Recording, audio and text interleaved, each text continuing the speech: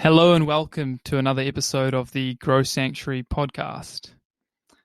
In today's episode, I interview Nathan Colonna, also known as Colonna Fitness on Instagram. Nathan is a holistic personal trainer based out of Washington, D.C., with over 10 years of personal experience dealing with his own health issues and working with others in person and online. His goal is to empower conscious humans to adapt to today's modern, unnatural, and highly stressed society. He believes it is your birthright to own and operate a healthy, high-performing, sustainable human body with the most optimal quality of life. Nathan focuses on posture, gait cycle training, metabolic health, environmental factors, emotional well-being, and becoming self-reliant. And indeed, in this episode, we did touch on a lot of those topics. The main reason I wanted to interview Nathan was because he has personal experience dealing with chronic Lyme, and that's a condition I don't know a whole lot about. So we dive really deep into that topic, as well as covering the previous mentioned topics. So if you have Lyme or you know someone who has Lyme, I think this episode would be especially beneficial for those people. Here's the interview. I hope you enjoy it. Hello and welcome to the show. What's up? What's up? How's it going? Okay, good. All right, so today's episode is going to be mainly about Lyme disease, the Lyme infection, chronic Lyme, how to heal it.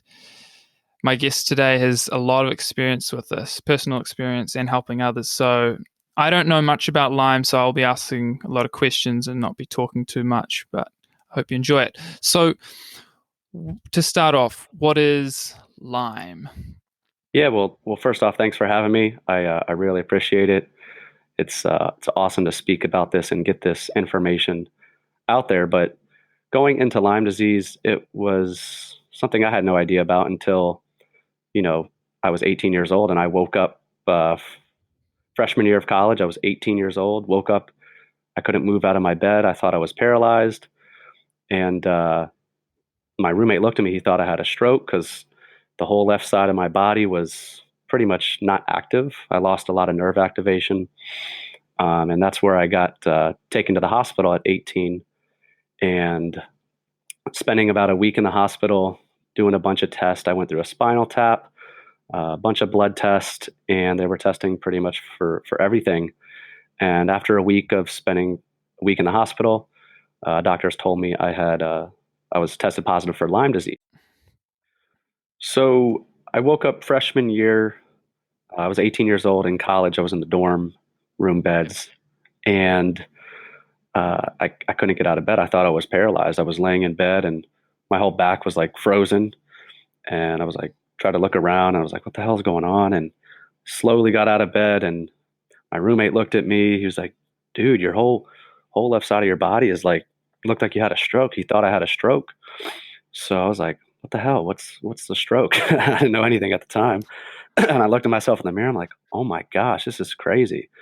So ended up going to the hospital, spending about a week in the hospital, doing a bunch of tests. I got a spinal tap. I'm not sure if many of your listeners know about a spinal tap, but they stick a needle in the back of your back to test for meningitis and drain fluid out. Into the spinal cord?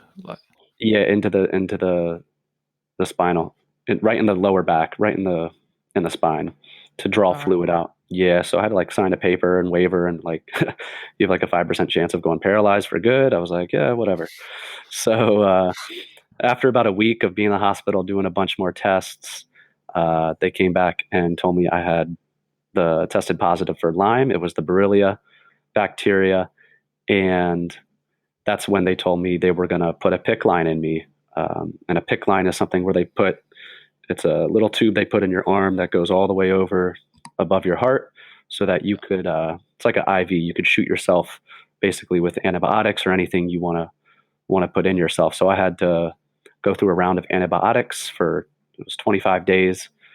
And at that time, I didn't know any better. I just was going along with what they told me was the standard of care that they were telling me to go through, and I just listened. Um, so I did that and had that taken out. Everything seemed to be fine. I had Bell's palsy, so for those who don't know, one part of or one side of your body basically loses a lot of nerve activation. So my left eye was very droopy. I wore an eye patch for 30 days and just went through college. The doctors told me I wouldn't probably heal 100% from they didn't know if I was going to heal 100% from the Bell's palsy. They really didn't know about the Lyme. So I just thought I would have it forever and I had to live with it. So that's what I did for the next 7 years. I just lived with it. After college, I got into the personal training industry. I got into bodybuilding. I was always active as a kid, always played sports, loved being outside. And I got into personal training to, help people. One of my passions was to help people, see people improve their quality of life, no matter what aspect to their life that they wanted to accomplish. I was there to push them. So I got very serious into bodybuilding after college. And 7 years after the first incident of all the symptoms that arose, I had another scare that came out of nowhere. And again, these past 7 years from 18 to 24, 25, I didn't make any lifestyle changes after I got sick the first time with all these symptoms. So, it kind of came out of nowhere and it shocked me again. And that's when I kind of had to take a whole week off of work. I felt my legs were just very heavy and they felt like, a couple 100 pounds in my legs. And that's where my intuition was kind of telling me, hey, Nathan, you got to figure out what's really going on. This can be serious. So that's where I met a good friend who's my best friend now and business partner who had similar experiences with his dad. So I went to meet his dad, and his dad kind of gave me a motivational talk and explained, some things to me where I started my health journey, and that what's kind of got me on the path of learning since that day, and I never stopped, and Right. I will never stop learning. So yeah, it's been pretty interesting journey, but Nice. So, wow, that's a pretty interesting kind of series of events. So, what is exactly the Lyme tick? And then from what it bites you, obviously, or there's other times where people think that they already had it, but what does it do once it's in the body? What's its name and all that stuff? yeah, good question. So when I first got diagnosed with it, they asked me, did you ever see a tick? And they looked for a tick, and I never found a tick on me. So I I wasn't really like, okay, how could this happen? How could I just get sick out of nowhere? And with most cases, with a lot of people that I do work with, it's usually 60 to 70% of the people get misdiagnosed, in my opinion. One, they don't find a tick. I've had one client who did find a tick. So, in that case, that's where you can simply have the bacteria of Lyme. So the bacteria is called Borrelia. There's a couple different types. I won't go into detail about that, but I had the Borrelia. I got tested positive for it, and they never found the tick. So I was like, how could I have this? I didn't really ask them. I just kind of kept it quiet. But long story short, from going through all of this, I kind of put the dots together and pieced it together that it was a lot of the lifestyle choices and the mistakes I was making from birth all the way up until I got sick again for the second time. That can activate some of the bacteria that is already present in us. Most of us already have Lyme bacteria is present in us, and it's really up to you if you're living a healthy life or you're doing stuff that kind of activates that bacteria that can create a lot of the symptoms I was having, like brain fog and chronic fatigue. And I had arthritis in all my joints. My joints swelled up in my knuckles and my elbows, and I had constipation issues.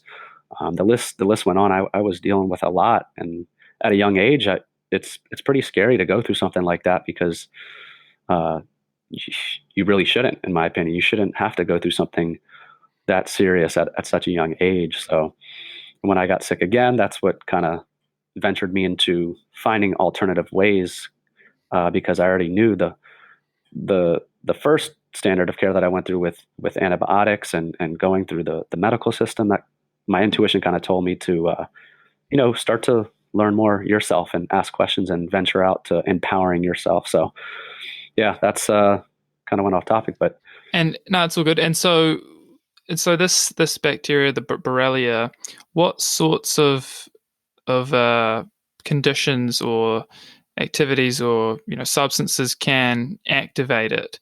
Is it toxic food and the blue light and things like that, and then your immune system's weaker, so it can't fight it?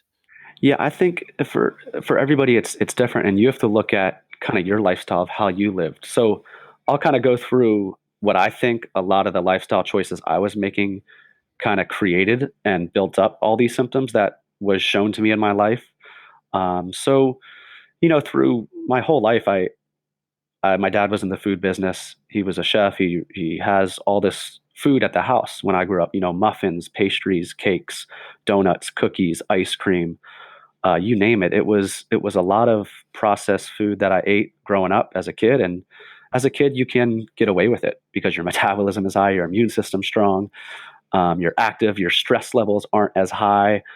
You're just living life to the fullest, and you can kind of get away with it. But as I started to get older and start to take on more responsibilities, that just became another added stress. So I think big things that really impacted me getting sick was, yeah, eating a lot of fried food and especially PUFA, Mm. polyunsaturated fats, which you kind of helped me venture more into that side. It was, it's something you kind of get ingrained your whole life that you think a lot of these things you're doing is healthy, but when you look at both sides of the equation and then you actually experience it yourself, you realize it's not pushing you in the right direction. So, yeah, any processed food, a lot of factory farm meats. When I got sick Mm. again for the second time, I was eating a lot of muscle meats, chicken, fish, um, a lot of inflammatory amino acid foods. I one of the biggest things I made a switch was my water quality. I never thought it would make a difference until the second time I got sick. I changed the quality of my water, and that was really the jump start to, oh my gosh, I just switched to some reverse osmosis water, and I feel better. What else can I do? So at the time, I was drinking tap water out of a plastic jug, and I was drinking a gallon of water a day. And most people think, oh, drinking a gallon of water a day is healthy, but in my opinion, now it's actually the opposite. Yeah. Yeah, So it's yeah, like people always talk about, 8 cups a day, and the amount, but it's like the quality matters way more.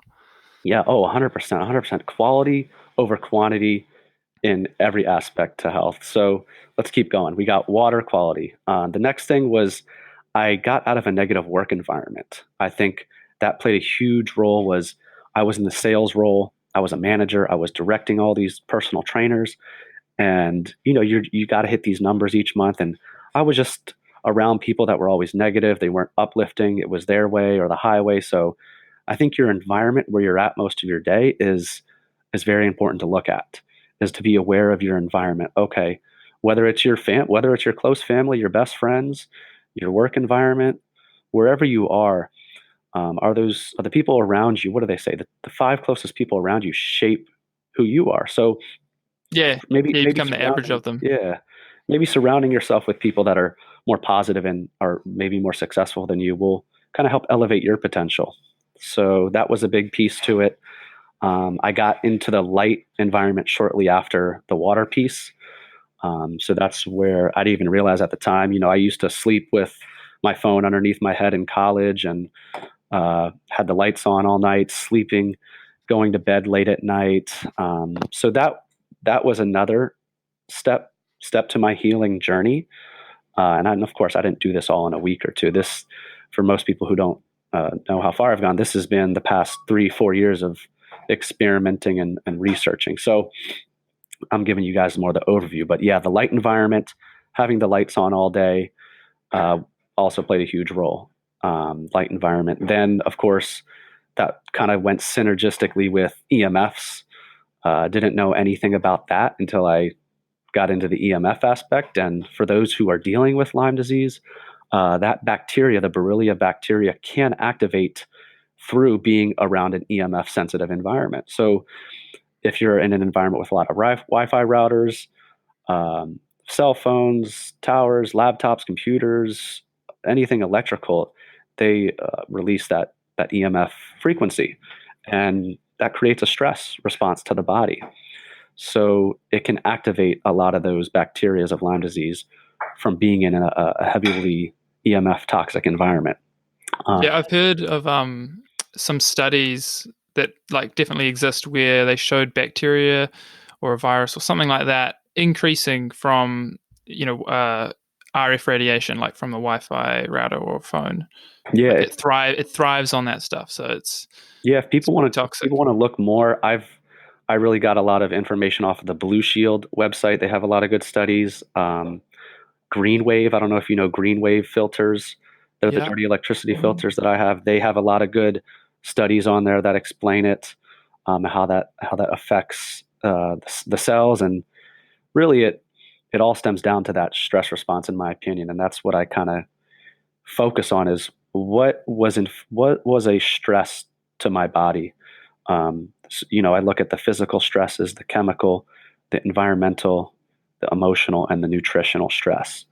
So those all stresses just compacted over as you get older. Of course, I was taking on more responsibilities. I was living by myself. You have all these other responsibilities that can just put you, suppress your immune system and really just create more stress to your body that it can't keep up with all the other stresses from the light, the EMFs, the crap food you're eating, the tap water. And I was still drinking alcohol occasionally, not as much as I was in college, but I was still drinking. So all that stress just built up over time. Plus, another thing many people don't take seriously is I was working out 2 hours a day, and I was doing bodybuilding. I was doing a lot of isolation movements. I was squatting, deadlifting, doing all these movements that weren't correlating to my biology. So at the time I got sick again, I pretty much stopped bodybuilding because I had inflammation in all my joints, and that kind of got me down the path of which you've worked with, functional patterns. Yeah, love that. They've changed my life. That's another aspect to it is people kind of think exercise is, I just got to go to the gym, work out for an hour and sweat and burn the calories, but it goes way, way deeper than that.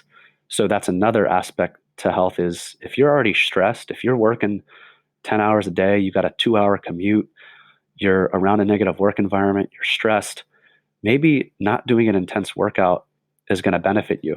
And that's what I have to tell and kind of educate a lot of the people I work with Lyme is your body just needs to start being in an environment where it could regenerate.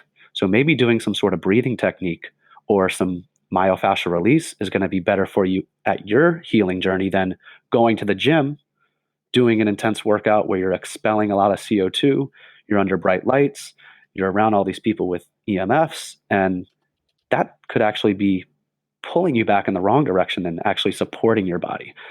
So I didn't realize that, of course, until I got sick that second time, and that kind of got me into and I was already a trainer at the time. Don't, Yeah. I was a trainer for 5 years. I was into it. I was deep into the training industry, and I kind of had to be aware of, oh, wow, I was making mistakes that whole time. Mm. So, and if you're not making mistakes, if you're not changing, it's you're staying the same. So, Yeah, you're not growing. Yeah, I think definitely with the functional patterns thing, like a lot of people think when they're going to the gym that it's just like, okay, I'm losing weight, decreasing body fat, I'm putting on muscle in this particular part of the body, but mhm. there's so much more to it, and that's where functional patterns can help people with improving probably blood flow in many areas, and it might help with the nerve issues that people with Lyme have. I don't know. A And hundred the way they percent. walk and the way they can rest, and all that. So It is. And it goes back to that stress component. When you take that stress off of your joints and and you align your structure to a more where it's physiologically designed to be a more better solid foundation, your body it's one less stress in your life. And if whoever's listening to this can understand that, the more stresses in your life that you can eliminate, the better the environment is going to be for your body to function at what it's designed to function at. So doing all that and going back to the breathing, like I talk about, that was another aspect. After I got sick the second time, I didn't learn how to breathe properly till I was 26, just about 2 years ago. So that was a big wake up call of how I was breathing. It's one of the simplest things we take for granted as a human. And most people that I work with, probably 95% of people, are not breathing properly. So for your listeners to just do a simple thing for breathing, it's start to be aware of how you breathe. Are you breathing through your mouth or through your nose? So if you're sitting at your desk at work and you're breathing through your mouth, that's an indicator that your body is in a stress state. Your body's in fifth or sixth gear when it's doing absolutely nothing.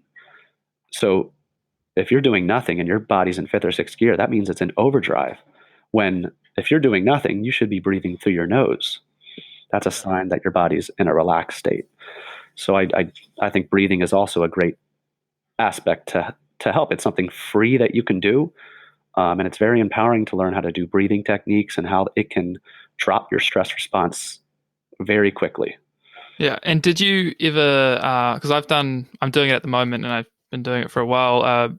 Taping my mouth. It does cost money because you have to buy the materials. But have you tried that as well? It's funny you asked that. That's one of my most recent kicks I've been on is I've gone the past week now every night taping my mouth, and I've slept through the whole night. Uh, but I got the Buteyko breathing strips, and I tried it about 6 months ago. So I tried it one time, and it wasn't working for me. I was waking up at like 3 a.m. Like, man, screw this. Like, I can't do it. And I kind of stuck with all the other aspects to health I was focusing on, speeding up my metabolism through eating different foods. I was still being consistent with the type of diet, which we'll go into in a little bit, reducing my EMF exposure, doing more functional patterns, workouts, breathing techniques, blocking artificial light at night, removing more toxins out of my life, improving my sleep quality. It kind of just came back to me saying, "Hey, Nathan, try it out again." So I tried doing it during the day for a few hours to kind of prime myself, and then this past week, actually, it's been golden. I Yeah, feel amazing. nice. Yeah, I've got it on my list of YouTube videos to make a wee review because I bought three of the different brands, and I don't know if any of those people who make those products are listening, but I find that they're a little bit too thin around the mouth. So I use like the mouth tape, and then I put like a massive amount of like, I don't know, I think it's like first aid kit tape or something, because I think when it comes off, that can be really annoying. Like you want it to be really well shut. Yeah, I've found success with the Buteyko breathing ones, Oh yeah. so I'm gonna probably stick with that until I have issues. Yeah, I don't think I Feel got that brand. breathing. I've got a couple of the other ones. But okay, yeah, breathing definitely important. And so when this so you went into it a little bit in your introduction, but the Borrelia goes into you and nerve damage, is that like its primary target or Yeah, with the people I've worked with and with my own experience, it can come up with any symptoms really. Uh, for me, the first time and the second time it was systemic. It was head to toe. So yes, it it really goes into the nervous system, and the nervous system, for those who don't know, controls every function to the human body. It could affect your sleep. It could affect your pain. Many people I work with, they're very sensitive. They're very, if you touch them, they got a lot of pain. It can affect breathing. It could affect circulation of blood. It can affect digestion. It can affect your mood. It can affect your energy levels. It can affect your performance. Um, so there's so many different symptoms that can be attributed to it, and really it boils down to all the stresses that you've been through in your life, whether it was a death in the family that you maybe not have released, or eating all the fried food and polyunsaturated fats and all the extra inorganic minerals in the tap water that you were drinking and showering in. It's all different for that person. So that's where that individual has to become aware of, one, what types of stresses are present in our current environment, how did they live throughout their whole life up until the point they got sick or they started having symptoms.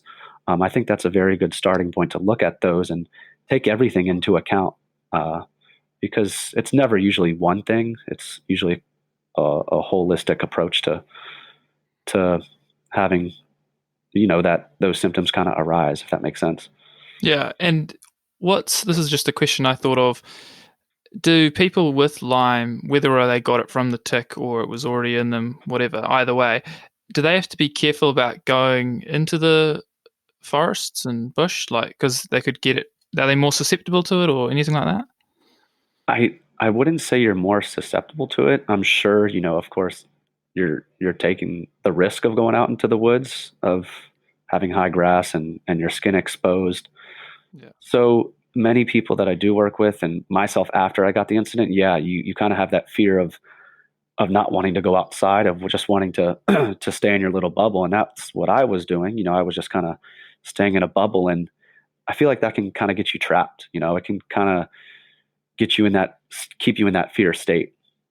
When now, I go into the woods with no fear at all. I hunt, I stay active, and I love being in the woods. It's very calming and peaceful for me.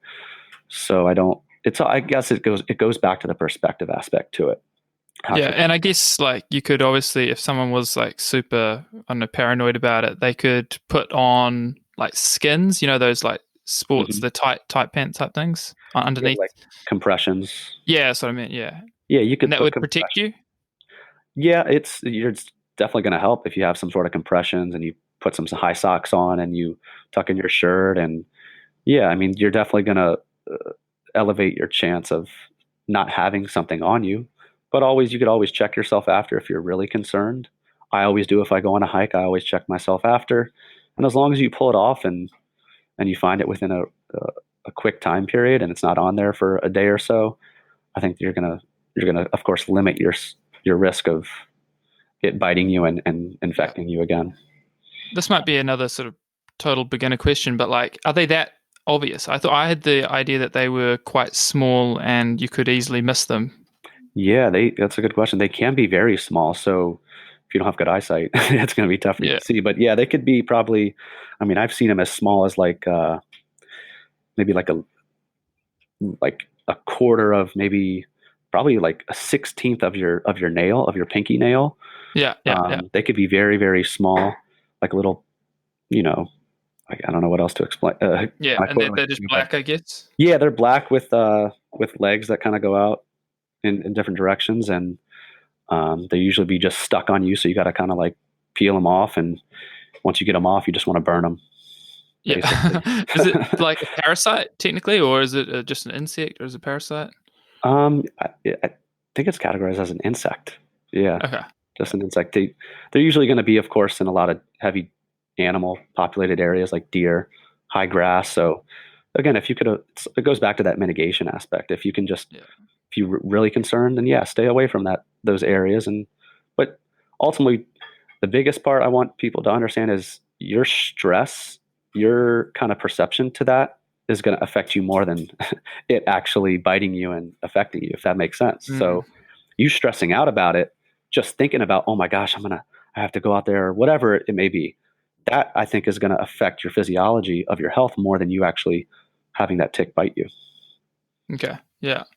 Yeah. And are animals at risk of it? Could a deer pick it up and then you get it via the venison, or? That's a great question. I haven't looked into that, so I can't. I haven't heard of that, so it's Yeah, probably not the case. But I just maybe. was asking. Maybe. I mean, if you maybe eat it undercooked or something, I don't know. So another topic we had here was, and there's heaps we can talk about with this one, the kind of ideal diet. I know diet's not like a good word, but Yeah. way of eating for people who have Lyme and they're wanting to Yeah. improve their situation. Yeah, I'll kind of go through an overview of what I did with diet since I got sick the second time. That's when I made a diet change. I first went into being vegetarian because my best friend at the time was vegetarian for 10 years. So he's like, "Hey, try it out." And he was big, he was shredded, and I was like, he's the best looking guy in the gym. We were both trainers at the time, and I was like, fuck, if he can, if he can do it, I'll try it out. So I gave up meat that week and started feeling better. And then I said, hell, why not try vegan? And within a week, I went straight into veganism, from eating meat 4 or 5 times a day to going vegan. I never thought it would. Never thought, because before then, my other roommate was like, "Hey, man, check this documentary out of What the Health," and I was like, "Nah, man, I'm never gonna not stop eating meat." So I did that, and that kind of cascaded me into started to feeling a lot better. A lot of my inflammation was reducing. I started to have more energy. I started to do intermittent fasting, uh, and it just kind of led me to sticking with that for the next year. I was pretty strict. I was strict vegan. I went all in. When I do something, I go all in. And I do it to the best of my ability, and I want to really truly feel how I can. So it was pretty cool. And after about a year, I tried even fruitarian for a couple months, where we ate just 4, 5, 6 different fruits for the next 2 months. And in the summer, it was pretty interesting. You get sun all day here, and you can kind of get away with it. For those who don't, who have tried these types of diets, for some people, it can last a year, a couple months. Some people can last many years. Some people a few weeks. So for me, vegan lasted about a year and just over a year. And that's when I started to realize I wasn't seeing more results with my healing journey. I still had some Bell's palsy stuff. And I was like, all right, you know, kind of came to this crossroad. I was like, I have to kind of adapt and kind of change. So that's when I started to add animal products back into my diet, started to feel a little better. I was still just trying. I went to carnivore right after veganism, and then I went to keto. Uh, and of course, when I was vegan, I was doing 1 meal a day, 2 meals a day, 3 meals a day. I was fasting. I was doing no oil. I was trying every type of vegan diet there that is out there. Just going around the ring, Yeah, yeah. trying it all, supplementing with everything, and that's when I just went from diet to diet: carnivore, keto, paleo. I did AIP. I even tried the diet many Lyme people I work with that the doctors get them on right away is no dairy, and it just kind of put me in circles again. Just I was going through these quick fad diets quicker because I was learning a lot quicker from like understanding, restricting yourself from certain things isn't sustainable. It isn't healthy. It only makes it worse, really. And you get very attached to it, when you're trying like a specific diet. So I definitely don't recommend trying. Maybe for your experience, try a specific diet. But I've come to the conclusion now after doing all those crazy diets, to really focus on eating foods that are going to help your speed up your metabolic rate, and eating foods that are easy to digest, sourcing your foods properly. That is probably one of the biggest aspects to nutrition that I've come across from my healing journey is how you source your food. Right now, I get all my dairy, all my eggs, butter, cheese, yogurt, milk, all from a farm, local. They ship it down to me. It touches one person. I know who touches it. I know the farmer, and it's fresh. I don't spend that much more for people who are like, well, I don't have all the money to go straight to the farmer. It's actually cheaper, in my opinion. When you buy in bulk, I help my family, so I buy a bunch of food. And once you get to know the farmer, you could work things out with them. You could buy in bulk, go in with a friend, and sourcing your food in bulk can make such a big difference, especially when it's grass fed. It's, Yeah. the farmer knows what he's doing. So I get a lot of good dairy. Um, I would say eating the top 3 things with nutrition right now, I would say, is to eat within 30 minutes of waking up, making sure you're eating protein and carbohydrates with every meal, because when we eat one of those separately, it can affect our blood sugar. And for those who don't know what happens when your blood sugar spikes or it drops, you have an you're elevating your stress hormones again. So going back to the stress component with nutrition, now I focus on foods that create an anti-stress effect, and I try to avoid as many foods that create a stress response. I'm not gung ho about it. I still go out to eat. I still live life. I still go out with friends. It's something you could still be sustainable with and have fun with and feel even better than all the crazy diets that you're on. So eating protein and carbs with every meal. And then if you're a female, I try to recommend at least 70 to 80 grams of protein from animals with eyes as protein, not beans, not plants, not nuts, not seeds, not Yeah. soy. And for males, 90 to 100. It all depends on your goals, what you want to shoot for, but eating foods that are going to work best for you and your lifestyle. So I think dairy is very demonized nowadays, and I had to come to the conclusion after not eating it for a year and a half how it was a big proponent to helping me have more energy, heal a lot of Yeah. the issues I was still dealing with. Um, I because uh yeah, go ahead. I never went vegetarian or vegan. Pretty much just the whole time. The paleo diet was the one that sort of stuck out to me early on in my kind of evolution, I guess.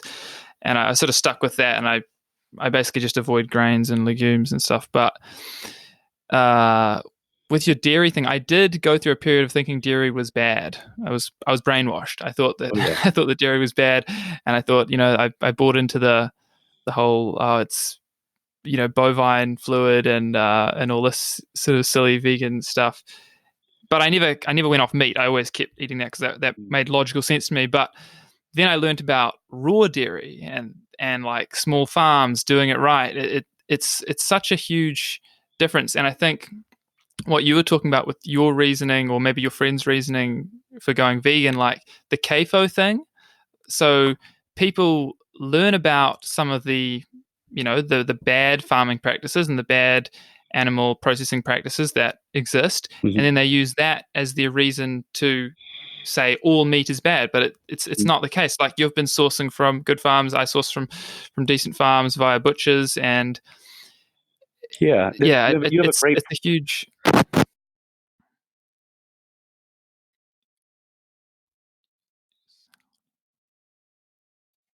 yeah. So great point of when I went vegan, I kind of had that. I didn't do it for the animals. I was trying to be healthy. That's all I wanted. I knew something deep down and told me deep down I could feel better. I could have more energy. I was always on that journey as a trainer. I was always on that journey of being the best version of myself, just trying to feel the best because I was seeing so many people around me get sick. My neighbors dying of issues and just seeing people not happy all the time and not loving. I just knew something deep down inside me told me like we can be better. We can be healthier. We can have more energy. We can sleep better. We don't have to live in pain. So I never did it for the animals, going back to the vegan thing. But yes, it's very easy to get caught in that trap of, oh, now I'm healthy doing vegan. I'm just going to say I'm going to do it for the animals. We don't have to eat animals.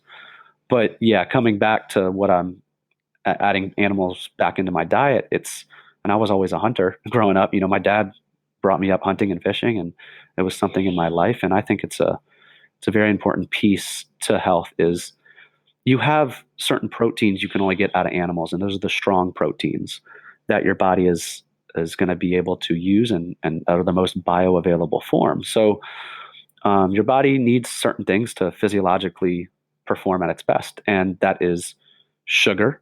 In my opinion, sugar is important for the brain to function and your cells to work. And I do a lot of maple syrup, a lot of raw local honey, a lot of fresh orange juice.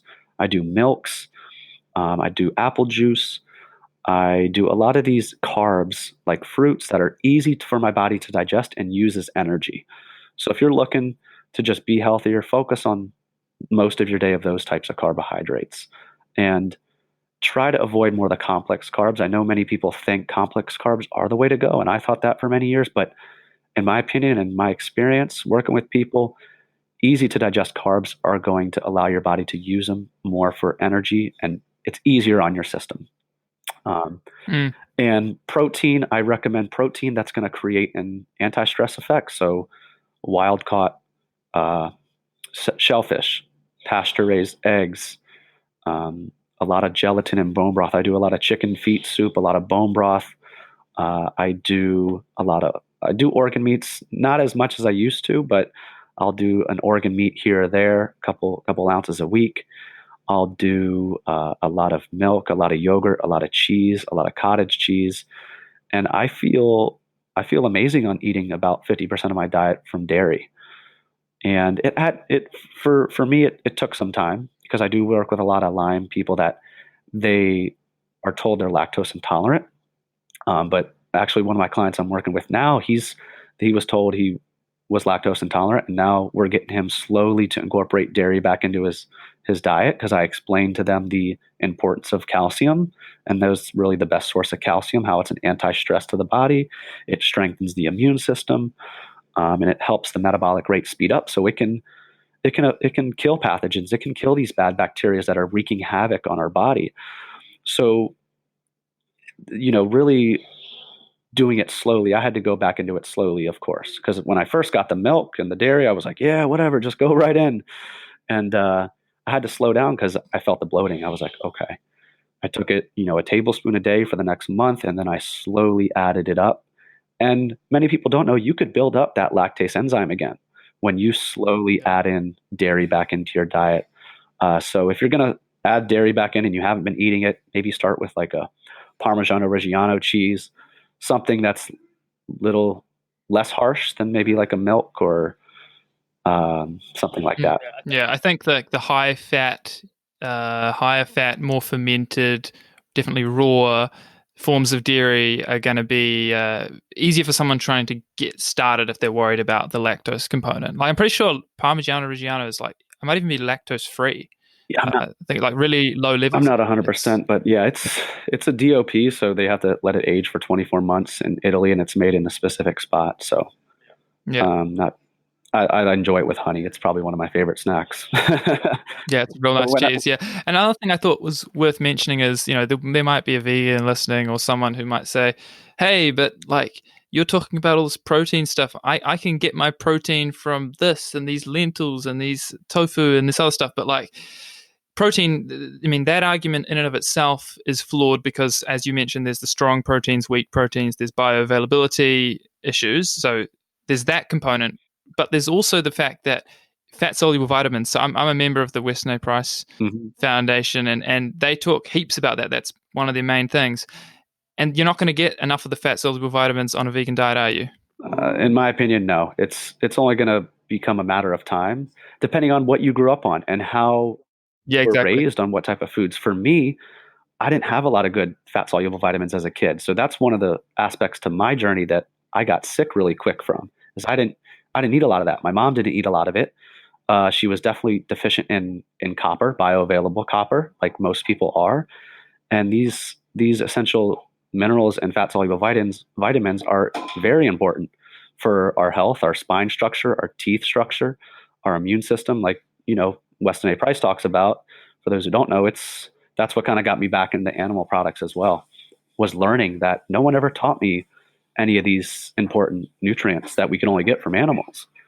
And when I kind of put that piece together, it made more sense. And you just kind of have to continue to ask questions and never think you know it all.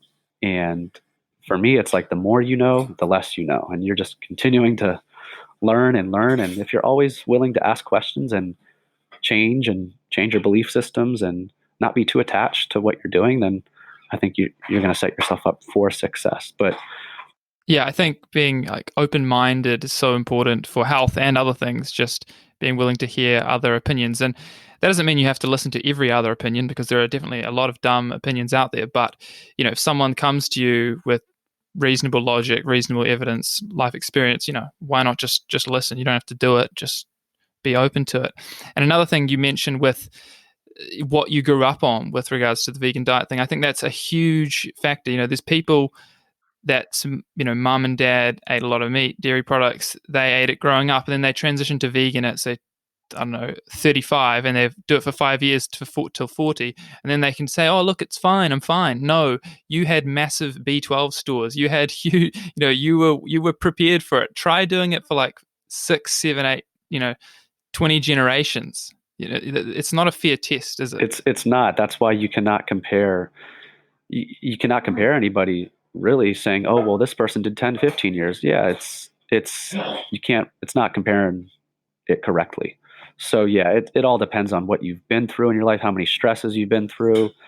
Were you breastfed? Were you born normally, or were you born C-section? That affects how many nutrients were passed on to you.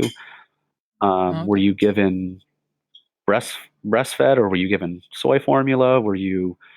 There's so many aspects to it that can impact how much nutrients your body has stored up. Yeah, 100%. Yeah. Okay, I got just two last questions before we finish up. One of them was, I think I've heard, don't want to misquote him, but I'm pretty sure I've heard from Matt Blackburn, you can use like the SOTA devices, those like the one that zaps on your wrist for Lyme. Have you heard about that or ever tried that? Uh, is that the is that the machine that you put on the It might be there's multiple ones. The one I was thinking of is like on your the amp wrist coil? or on your forearm. No, I've heard of the amp coil. That's like the seven. Oh yeah, I've heard of that. Yeah, That's a PEMF one. Yep. yeah. I tried that a couple times. Um, didn't really see any benefit from it. I have a client who has one as Yeah. well, who doesn't really use it. But Yeah, I heard they're quite kind of a little bit overpriced. Maybe I don't know. yeah, I don't think that should be something someone should go. Maybe if you're really like really down the gutter, but I think there's a lot of like more cheaper stuff and free stuff that you can begin to do quickly in your environment that can make such a big impact as well.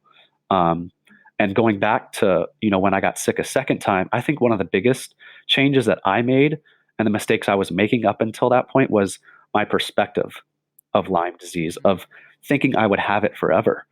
And I think a lot of that continued to create those issues in my life was I thought I was just going to have to live with it. And it wasn't until I changed my perspective about Lyme that I started to see results in my health journey, is when I could actually begin to make choices and changes in my life that could start to bring me to the path of healing and feeling better and not live with it the rest of my life. So that's just my opinion. I think that was again another big piece to the equation. Yeah. The other point/question I had was early on. You mentioned how when you went into the hospital, I think for the work they did on your lower spine where they inject something in there and you had to sign a waiver of 5% chance or Yeah, whatever the percentage was. There's a risk of you having paralysis or losing the function of your legs and that. I can sort of relate to that because I have had to and I'm going to do a whole podcast on this. You might not be familiar, but with MRI contrast, the dye that they inject you with for MRIs, it's not all MRIs, probably I think 30% of them, and basically the contrast dye it helps them see what's going on, but it contains really really toxic ingredient gadolinium, and I did the same thing. I just that was ages ago, and I signed. I was like, yeah, I'm all good, and now I'm obviously regretting that, and I think you could talk about like a little bit. People need to really take their health into their own hands and be responsible, take accountability. Don't just trust what someone tells you in an instant. great point. I actually, now that you brought that up, a client of mine a couple weeks ago went through a adverse reaction of that same thing you went through. Uh, yeah. Oh, okay. I didn't have a reaction to it, but I just know that it's Uh, toxic and I'm trying to detox wow. it. But Yeah. but what was their She reaction? closed up. She could barely breathe. She started getting all this rashes, and she was All right. freaking out. Yeah, it was. And she called me like right after. She's like, Nathan, I know I shouldn't have gone. Like it, and they say it's like 1 in 50,000 people can have like an adverse reaction to it. But she was, yeah.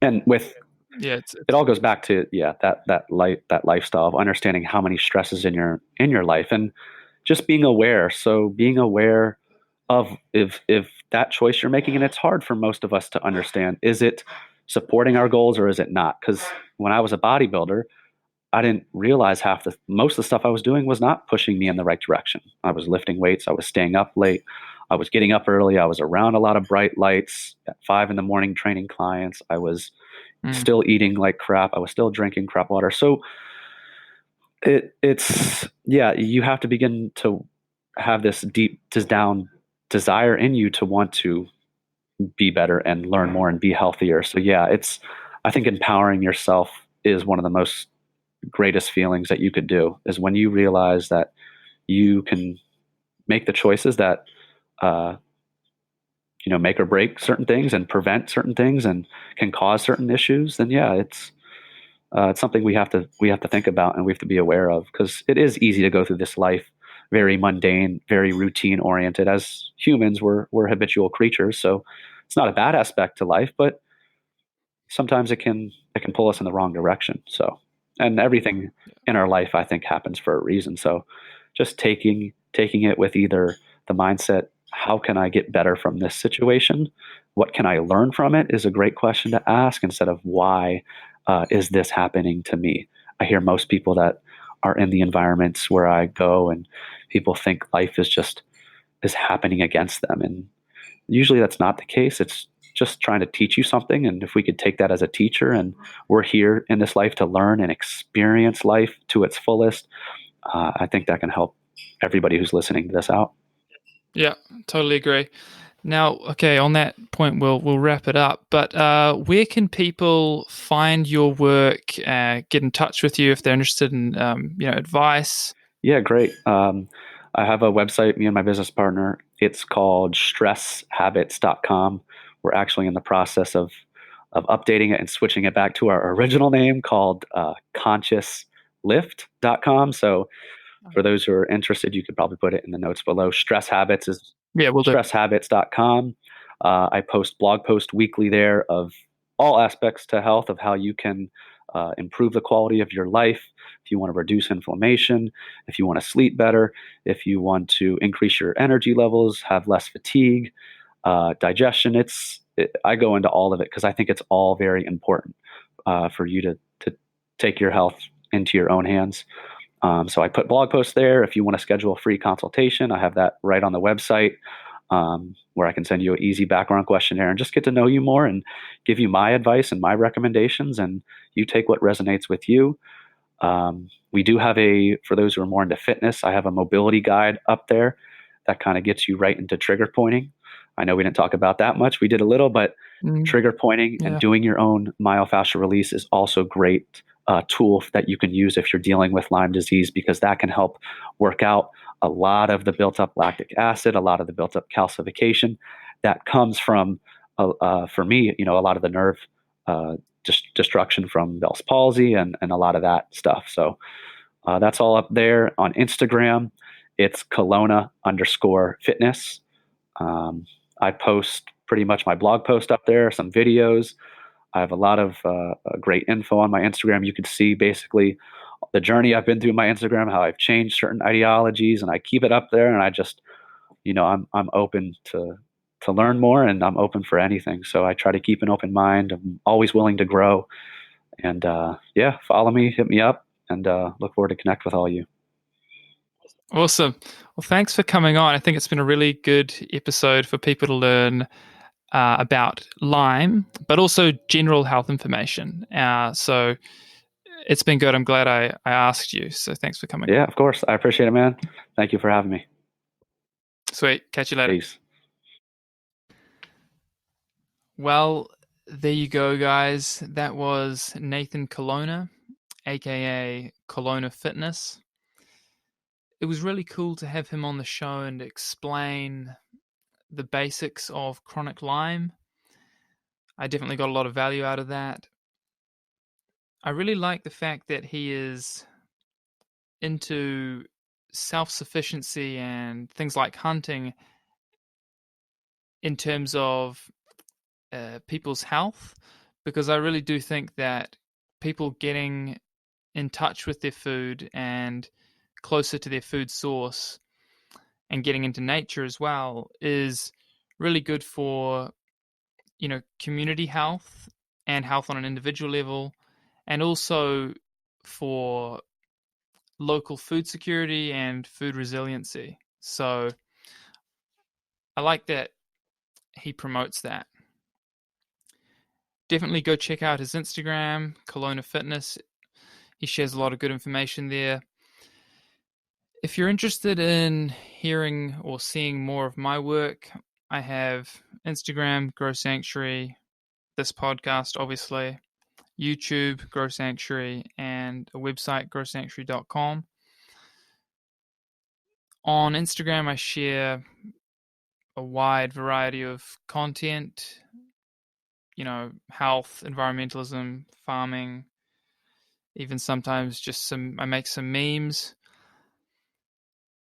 YouTube is more, videos obviously on practical things you can do, explaining how to do things, recommending products, doing reviews of products.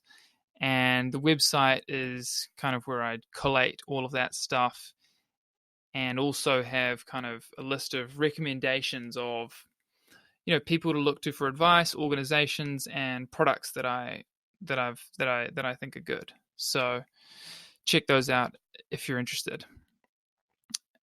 Also, if you have any interesting guest suggestions, can't make any guarantees, but definitely send them my way. I really want to interview some biological dentists in the upcoming episodes, because I think that's a huge issue that doesn't get enough attention on these health podcasts. And in my opinion,